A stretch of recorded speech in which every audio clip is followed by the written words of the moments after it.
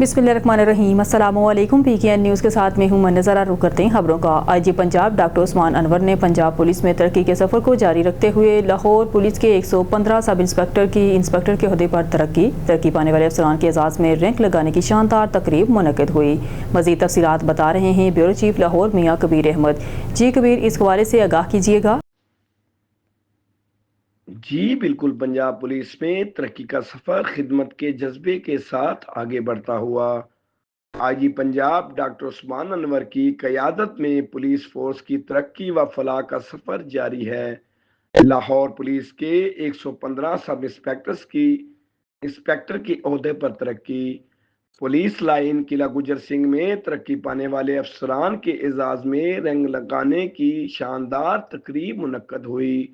DIG operation Lahore Faisal Kamran और SSP operation Lahore तस्वर इकबाल ने तरक्की पाने वाले अफसरान को रैंक लगाए और इनकी खिदमात को सराहा।